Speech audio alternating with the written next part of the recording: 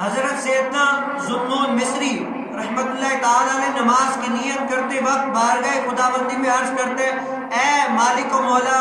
تیری بارگاہ میں حاضری کے لیے کون سے پاؤں لاؤں؟ یعنی جب اللہ تعالی کی بارگاہ میں جاتے ہیں نا تو عرض کرتے، آج ہم کھڑے ہو جاتے ہیں نا نماز پڑھتے، اللہ اکبر سمیع اللہ لمن حمدہ، اللہ اکبر، یہ وہ کھڑے ہو کر نماز پڑھنا شروع کر جاتے ہیں، لیکن اللہ والوں کی نماز کا انداز نہیں ہے۔ کیا کہتے ہیں؟ جب نماز کے لیے مسجد میں آتے ہیں تو اپنی ضمیر کو جھنجھوڑتے ہیں، اے ربا بتا میں کون سے پاؤں لے کر تیرے دربار میں آؤں جو دن رات تیری نافرمانی میں لگے ہوئے ہیں، اے ربا بتا میں کون سا منہ جو ہے نا لے کر کعبے کی طرف کروں، تیری نماز پہ کھڑا ہوں جو دن رات یہ گناہ پہ گناہ آنکھیں کر رہی ہے، میں کون سا منہ تیری بارگاہ میں لے کر کھڑا ہو جاؤں، کیا دل لے کر آؤں، کیا جو ہے نا ہے ہمارے پاس کہ میں تیری بارگاہ میں آ کر پیش کروں،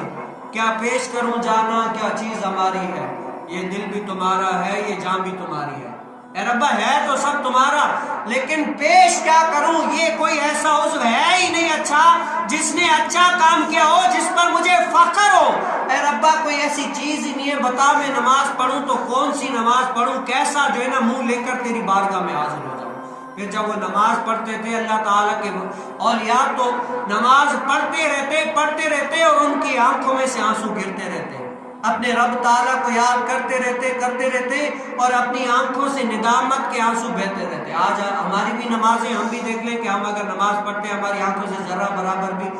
پانی بہا یا نہیں بہا،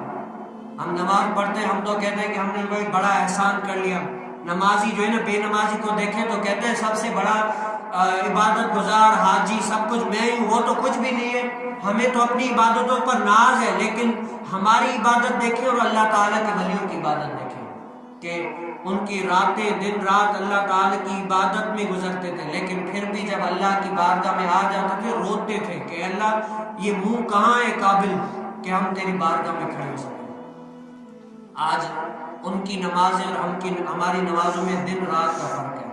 آج ہم دیکھیں ہم بھی اللہ تبارک و تعالیٰ کے ایک لحاظ سے دیکھا جائے ہم بھی مجرم ہیں، کیا کیا ہم سے نہیں ہوتا ہوگا۔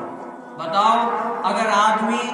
اپنے دن اور رات کو کاؤنٹنگ کرنا شروع کر دے، لکھ لے کہ آج میں نے اللہ تعالیٰ کی بارگاہ میں کون سا اچھا کام کیا ہے اور کون سا اچھا کام نہیں کیا، اگر آپ لکھنے میں کامیاب ہو گئے نا، آپ کوئی ایسا وقت معین کریں کہ اس دن یہاں سے لے کر وہاں تک یعنی 24 گھنٹہ مکمل ہو، میں لکھوں گا کہ کون سا اچھا کام کیا کون سا برا کام کیا۔ اگر آپ لکھنے میں کامیاب ہو جائیں نا، آپ کو نظر آ جائے گا کہ